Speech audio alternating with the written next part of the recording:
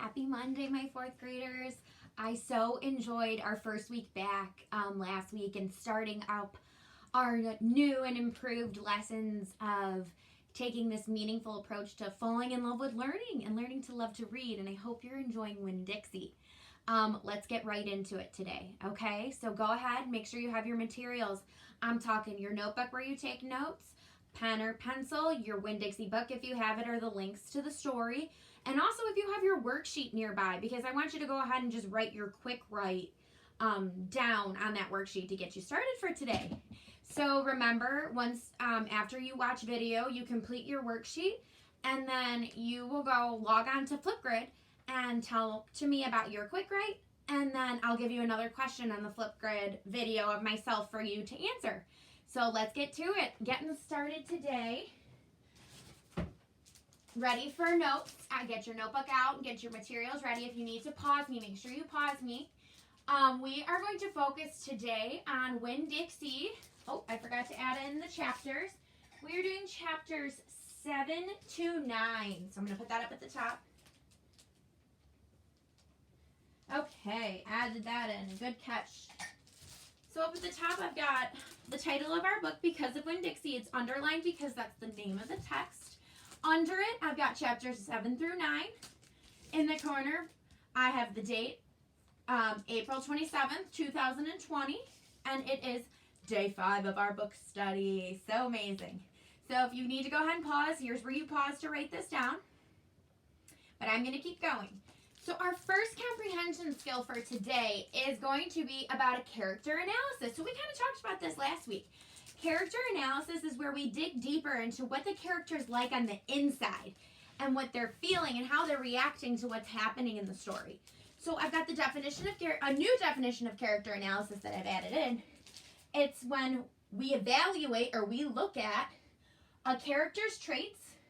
So how they are, what they do, what makes them a person, what are the things they do, their role in the story, so what role do they play, what do they mean to the story, right? And then the conflicts they experience. So right away we've already learned about one of Opal's conflicts, and that is not knowing her mom and not having her mom in her life and her feelings of loneliness, right? We've already learned a lot about our character, which is great. Let me hold this up for you and show you the next part. So we are going to dig real deep into emotions this week. And it's kind of a good time to talk about this because from our last book talks, I can tell you guys are feeling a lot of emotions right now. You're feeling things. You are sad. You're anxious. We're lonely. You know, we are happy at the same time too when we get to see our friends. So there's so many connections we can make. And I've got the definition of emotions here for you as well. And it's a strong feeling, and I know you'll know this from the movie Inside Out, the Disney movie, if you've seen it. And we've got anger, love, joy, sadness, fear, just some examples. I'm sure you have more. So if you have any more, you can send me some extra, whatever, send me some more examples in the comments, and I'd love to read them. And so all of these feelings are accompanied by a physical reaction. So I kind of thought about this real, and I said, okay, when I'm feeling angry, my body gets warm. You know, sometimes I clench my fists together, I grind my teeth, and I'm just frustrated. My cheeks get warm. And then I thought about love. When you're feeling something about love, like I got to FaceTime with my cousins the other night, and I was just, my heart was pounding really fast, and I was smiling a lot. That's something I think that I resonate with love.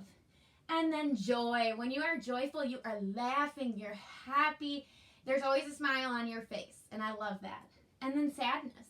This is something a lot of us can probably connect to right now, is that when we're sad, everybody reacts in a different way. But when I'm sad, I cry. You know, the tears flow. But it's almost a good thing because that shows that I'm taking the sadness very seriously, and that's just how my body reacts to it. And then when I'm scared or I have fear in my body, my stomach, you guys, I have knots in my stomach all the time. That is just my reaction. So here's our notes. Go ahead and pause here. And I'm going to continue on. So if you need to go back and forth, no big deal. Well, what a really cool topic to kind of dig into in our next few chapters. emotions and how they play a role in how we look at a character and how we think about the character as a real person. We're acting like if this is a real person. But next we have to hit the vocab. We got to learn some new words. I'm going to pull a chair up so I can not be as shaky and moving. Okay, so I've got my chair on the side here. Good stuff. I hope you can see this. I'll use the black marker next, I promise. So our vocab for this week, we got 3 new words to learn, all right? First word is peculiar. Everybody say peculiar. Ooh, it just makes you kind of shake a little bit, right? And when something is peculiar, it is strange. It's different. We're not used to it. It's something that makes us almost maybe feel uncomfortable. Yeah, so that's when I think of it. I think our situation in life right now is very peculiar. It's not something I'm used to. It's super strange. And it's making me feel anxious and nervous and fearful. Irritating. Ooh. Do I ever say you're irritating me when you guys talk too much? Amen. Yes, I do. Yes, I do. I say it. And when something's irritating, it's annoying. And we need to stop it, right? I'm sure you have someone maybe in your home. I'm not putting anybody on the bus. You know, I'm not throwing anyone under the bus here. But maybe someone there's in your home that irritates you. We're not going to share that because we don't want to hurt anybody's feelings. But there has been a time in your life where you have felt irritated. You have felt like someone is annoying you. I know.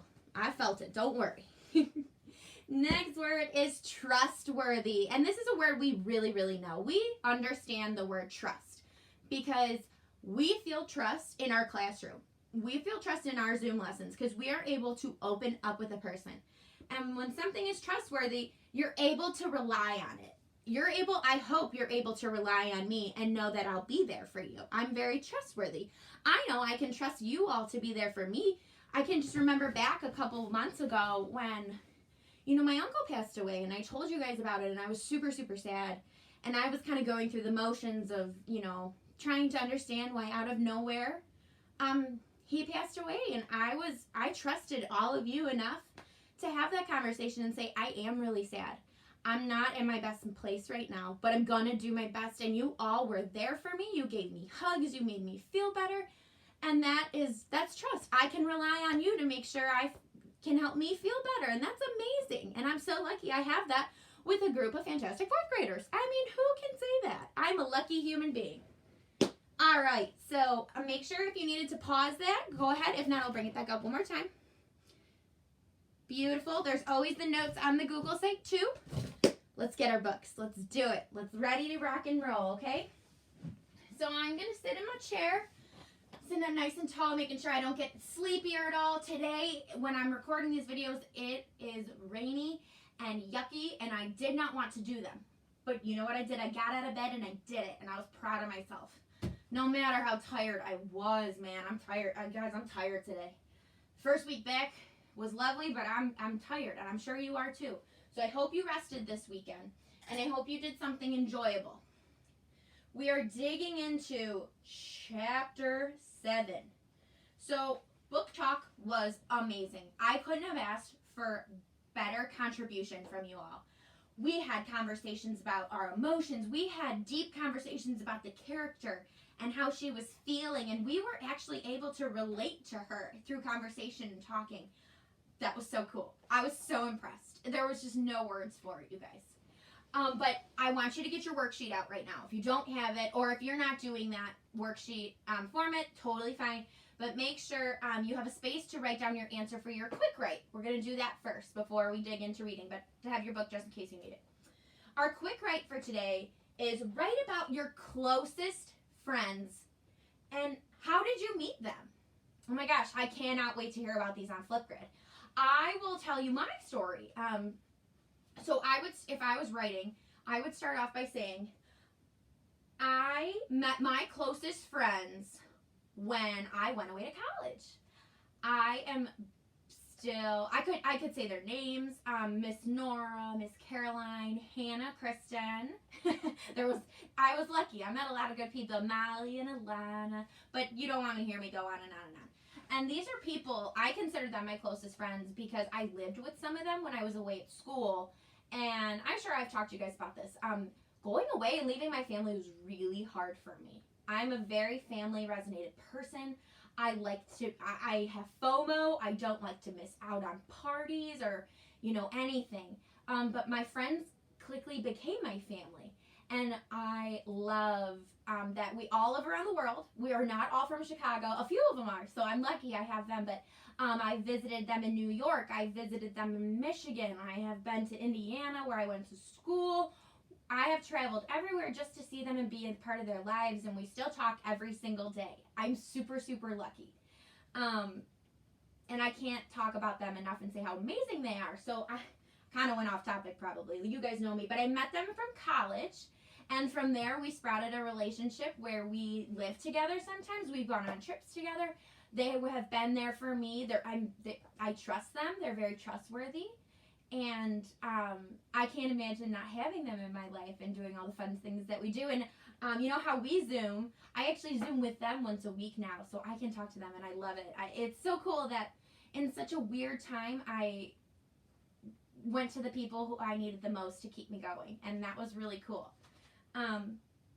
So pause and go ahead and tell me about your closest friends. Write about them, and I can't wait to hear about them in your flip grids. I can't wait. It's going to be super, super cool. But I'm going to continue on. I'm opening my book. In my book, it's page 45, chapter 7. Back when Florida was wild, when it consisted of nothing but palmetto trees and mosquitoes, so big they could fly away with you, Miss Franny Black started in. And I was just a little girl, no bigger than you. My father, Herman W. Black, told me that I could have anything I wanted for my birthday. Anything at all. Miss Franny looked around the library. She leaned in close to me. I don't want to appear prideful, she said, but my daddy was a very rich man.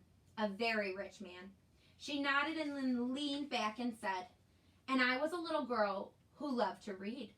So I told him. I said, Daddy, I would most certainly love to have a library for my birthday. A small little library would be wonderful. I'm going to pause right there because Miss Franny has already stolen my heart because you guys know how much I love books. And this is so cool how such a young person can be so in love with reading and want to have her own library. And the best part about this is the library also connects to Opal because that's how her and Miss Franny met. And Opal, as you know, said Miss Franny is one of her first friends. It is her first friend. So cool. You asked for a whole library? A small one, Miss Franny nodded. I wanted a little house full of nothing but books, and I wanted to share them too. And I got my wish. My father built me this house, the very one we are sitting in now, and at a very young age, I became a librarian. Yes, ma'am. What about the bear, I said. Did I mention that Florida was wild in those days, Miss Franny Black said? Looks like we're going to find out more about the bear. Uh-huh, you did. It was wild. There were wild men and wild women and wild animals, like bears. Yes, ma'am, that's right. Now I have to tell you, I was a little Miss Know-It-All. I was a Miss Smarty Pants with my library full of books. Oh, yes, ma'am. I thought I knew the answers to everything. Well, one hot Thursday, I was sitting in my library with all the doors and windows open and my nose stuck in a book when a shadow crossed the desk. And without looking up, yes, ma'am, without even looking up, I said, is there a book I can help you find? So she was like this, and she's like, is there a book I can help you find? Like she's not paying attention to anybody. Well, there was no answer. And I thought it might have been a wild man or a wild woman, scared of all these books and afraid to speak up. But then I became aware of a very peculiar smell, a very strong smell. I raised my eyes slowly, and standing right in front of me was a bear. Yes, ma'am, a very large bear. How big? I asked. Oh, well, said Miss Franny, perhaps 3 times the size of your dog. Then what happened? I asked her. Well, said Miss Franny, I looked at him and he looked at me. He put his big nose up in the air and sniffed as if he was trying to decide if a little Miss Know-It-All librarian was what he was in the mood to eat. And I sat there. And then I thought, well, if this bear intends to eat me, I am not going to let it happen without a fight. No, ma'am. So very slowly and very carefully, I raised up the book I was reading. What book was that, I asked. Why, it was War and Peace, a very large book. I raised it up slowly and then I aimed it carefully. And I threw it right at the bear and screamed, "Begone!" And you know what? No, ma'am, I said. He went. But this is what I will never forget. He took the book with him. "Nuh-uh," I said. "Yes, ma'am," said Miss Franny. "He snatched it up and ran." "Did he come back?" I asked. "No, I never saw him again." Well, the men in town used to tease me about it. They used to say, "Miss Franny, we saw that bear of yours out in the woods today. He was reading that book and he said it sure was good. And would it be all right if he kept it for just another week?" "Yes, ma'am, they did tease me about it," she sighed. "I imagine I'm the only one left from those days. I imagine I'm the only one that even recalls that bear. All my friends, everyone I knew from when I was young, they are all dead and gone." She sighed again. She looked sad and old and wrinkled. It was the same way I felt sometimes. Being friendless in a new town and not having a mama to comfort me, I sighed too. Poor Opal. So right now I'm kind of thinking about Opal's emotions and Opal's character traits, and I can tell she's someone who really feels things internally, and she feels the sadness, and with the sadness probably comes like that feeling, like the physical side of it. When she's sad, it doesn't seem like she cries, but maybe her face just looks like, because she said she sighed, so she's just probably looking down, not happy, right? Continuing on. Winn-Dixie raised his head off his paws and looked back and forth between me and Miss Franny. He sat up then and showed Miss Franny his teeth. "Well, now look at that," she said. "That dog is smiling at me." "It's a talent of his," I told her. "It's a fine talent," Miss Franny said. "A very fine talent." And she smiled back at Winn-Dixie. "We could be friends," I said to Miss Franny. "I mean, you and me and Winn-Dixie. We could all be friends." Miss Franny smiled even bigger. "Why, that would be grand," she said. "Just grand." And right at that minute, right when the three of us had decided to be friends, who should come marching into the Herman W. Block Memorial Library but old pinch-faced Amanda Wilkinson. She walked right up to Miss Franny's desk and said, "I finished Johnny Tremain, and I enjoyed it very much. I would like something even more difficult to read now, because I am an advanced reader." "Yes, dear, I know," said Miss Franny. She got up out of her chair. Amanda pretended like I wasn't there. She stared right past me. "Are dogs allowed in the library?" she asked Miss Franny as they walked away. "Certain ones," said Miss Franny. "A select few." And then she turned around and winked at me. I smiled back. I had just made my first friend in Naomi, and nobody was going to mess that up for me. Not even old pinch-faced Amanda Wilkinson. What a great chapter that was. We learned about Miss Franny's story about the bear. And do you really think that happened in Florida? I want to know. Maybe let me know in your Flipgrid if you have time, or in the comments on my YouTube video. Do you really believe that story? I wonder. It's a great story, though. And I'm sure that bear, can you imagine a bear holding a book and not pretending to read? Maybe he learned how to read. Ooh, that's good. Good fiction, right? Good fiction. Here we go, chapter 8. Winn-Dixie's bald spots started growing fur, and the fur that he had to begin with started looking shiny and healthy. And he didn't limp anymore. And you could tell that he was proud of looking so good. Proud of not looking like a stray. I thought what he needed most was a collar and a leash. So I went into Gertrude's Pets, where there were fish and snakes and mice and lizards and gerbils and pet supplies.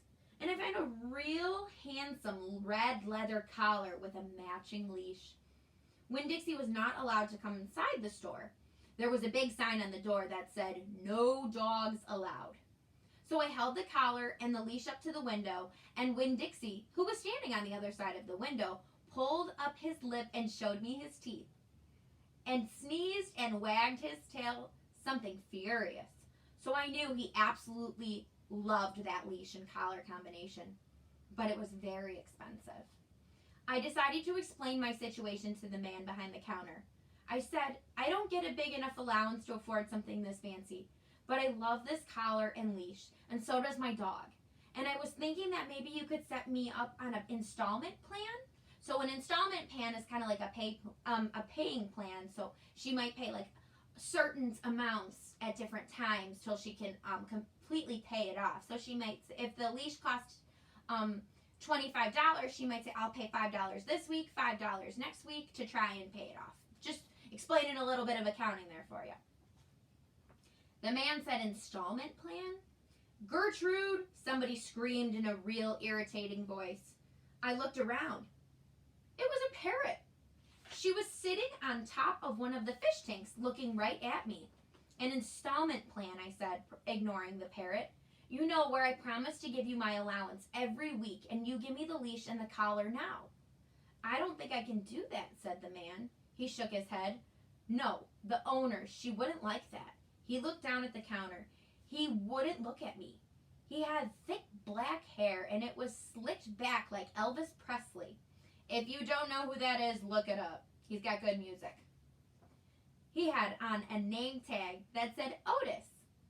Or I could work for you, I said. I could come in and sweep the floors and dust the shelves and take out the trash. I could do that. I looked around Gertrude's Pets. There was sand and sunflower seed shells and big dust bunnies all over the floor. I could tell that it needed to be swept. Said Otis. He looked down at the counter. Some more.